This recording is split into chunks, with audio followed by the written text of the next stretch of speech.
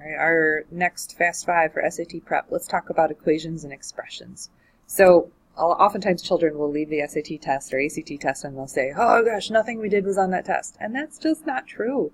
It's just not the nature of the questions that you typically see. You guys have really good instincts. You need to trust them for your algebra, especially for your equation solving and your expression work. So x equals 2/3 y and then y equals 18. Well, that means I could replace y with 18.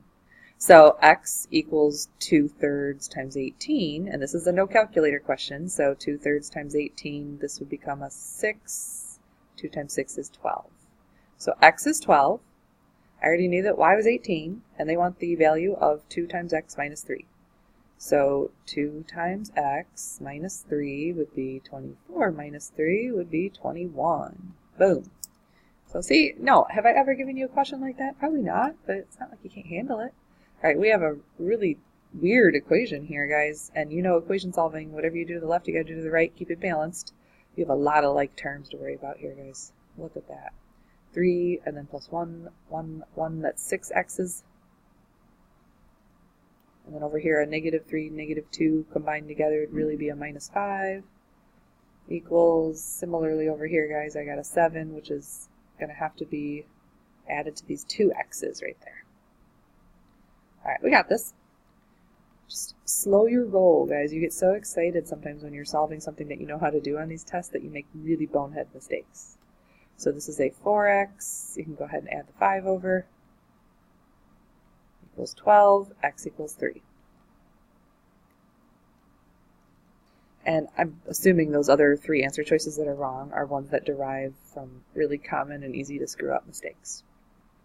All right, 1 pound of grapes costs $2. At this rate, so the word rate basically is keyword for proportion.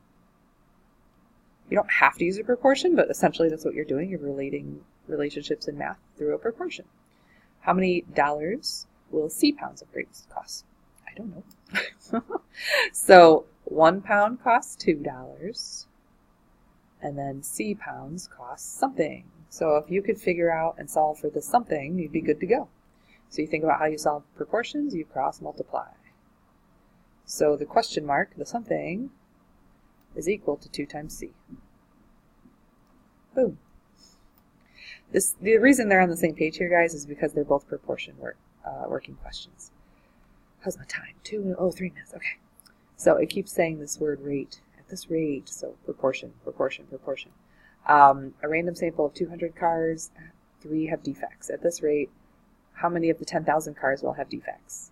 So 3 out of 200 have defects, and then some mystery number out of 10,000 have defects. Now, I don't remember if this was on the no calculator portion or not.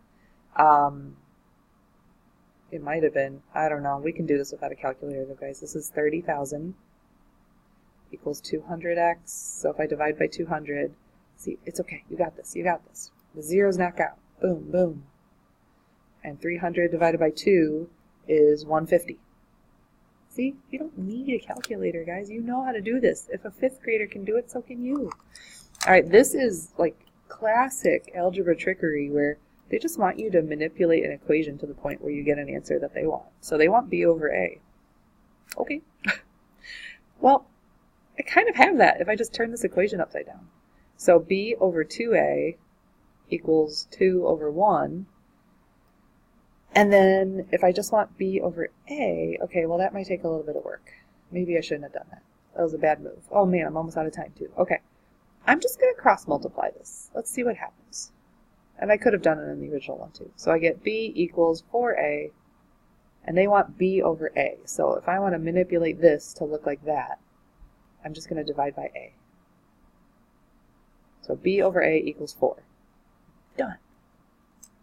Why did I want to do that? I don't know, because they asked me. There's really no reason. Okay, here, trust your instincts, guys. It's algebra, and your instinct is to move this 4, so please do. Subtract the 4, and you got square root of 2x plus 6 equals -1. Oh, interesting. No, it's not a root, it's x minus 1. I was going to say, there was no solution for a minute, but I figured it out. All right, at this point, you can plug and chug answers in, but I notice that there's some answers with multiple answers. So I'm thinking it's one of these two, because this answer can't have 3 answers, or this question can't have 3 answers. So apparently 5 works or -1 works. I'm just not sure if both of them work. So let's plug them in. -1 minus 1 is negative, and you can't have a square root equaling a negative, so you're no good.